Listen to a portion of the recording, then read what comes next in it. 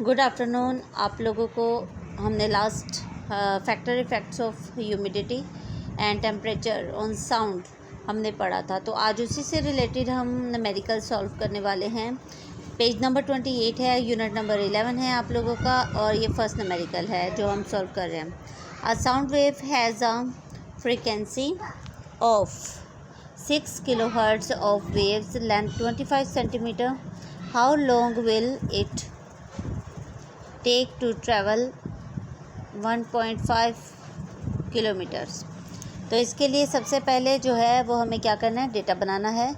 और डेटा बनाने के लिए आपने मेंशन करना है कि हमें फ्रीक्वेंसी क्या दी गई है और हमें वेवलेंथ क्या दी गई है। फ्रीक्वेंसी का सिंबल है एफ़, तो ये होगा 6 किलोहर्ट्ज़। अब इस 6 किलोहर्ट्ज़ को आप पहले हर्ट्ज़ में चेंज करेंगे तो किलो हर्ट्ज़ है, तो मतलब यहाँ पर 1000 के साथ इसको मल्टीप्लाई करेंगे तो ये हर्ट्ज़ में चेंज हो जाएगा। ठीक, नेक्स्ट हमारे पास है वेवलेंथ। वेवलेंथ हमारे पास सेंटीमीटर्स में है 25 सेंटीमीटर्स, इसको मीटर्स में कन्वर्ट करेंगे 0.25 मीटर्स आ जाएगा। डिस्टेंस हमें दिया गया है 1.5 किलोमीटर्स। अब इसको किलोमीटर्स को ख़त्म करने के लिए, इसको मीटर में कन्वर्ट करने के लिए 1000 से मल्टीप्लाई करें तो ये आ जाएगा 1500 मीटर्स। ओके, और हमें मालूम क्या करना है, टाइम। उन्होंने क्या पूछा है, how long will it take to travel 1.5 kilometres. कितना टाइम उसे लगा है 1.5 किलोमीटर को तय करने में, ये हमने बताना है। सो फार्मूला आप मेंशन करेंगे। फार्मूला हमारे पास क्या है, फार्मूला हमें दिया गया है, अगर हमने स्पीड ऑफ साउंड मालूम करनी है तो फार्मूला उसका जो है v = एफ लेमडा या लेमडा एफ आएगा। ठीक है, अब यहाँ पर हमारे पास डिस्टेंस जो मालूम करने का फार्मूला होता है वो होता है v × t।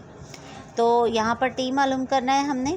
ठीक, t को इधर ही रहने देंगे, v इधर मल्टीप्लाई कर रहा है, दूसरी तरफ जाके क्या करेगा, डिवाइड करेगा, तो ये एक न्यू वर्जन हमारे पास बन जाएगा।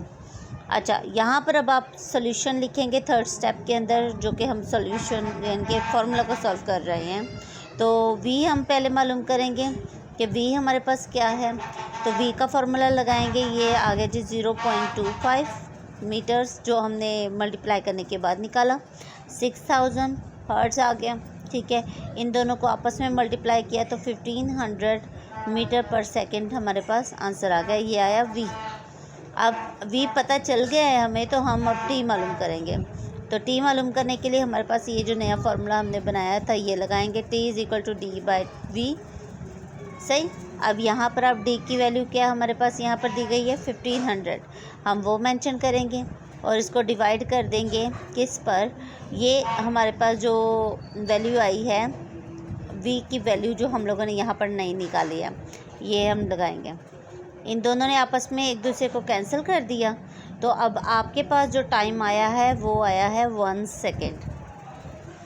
मेरी बात ध्यान से सुनिए, डिस्टेंस ऑलरेडी हमें बताया गया है। स्पीड ऑफ साउंड मालूम करने के लिए हमने यहाँ पर इसका सोल्यूशन किया एफ लेमडा। ठीक है, लेमडा और एफ को मल्टीप्लाई किया तो हमारे पास 1500 जो है ना वो आई स्पीड ऑफ साउंड। अब हमारे पास d की वैल्यू भी 1500 थी और v की वैल्यू भी हमारे पास 1500 आ गई। दोनों ने जब एक दूसरे को कैंसिल किया तो हमारे पास 1 आया। अब टाइम का जो यूनिट है वो है सेकंड, तो अब सेकंड यहाँ पर लगाकर तो कहेंगे कि हमारे पास जो टाइम की वैल्यू है वो 1 सेकंड है, और यही हमारा क्या है, आंसर। आई होप आपको ये पूरी वीडियो अच्छे से समझ आई होगी कि किस तरह से हमने फार्मूलाज अरेंज करने हैं और कैसे मेंशन इनको करना है और सॉल्व कैसे करना है।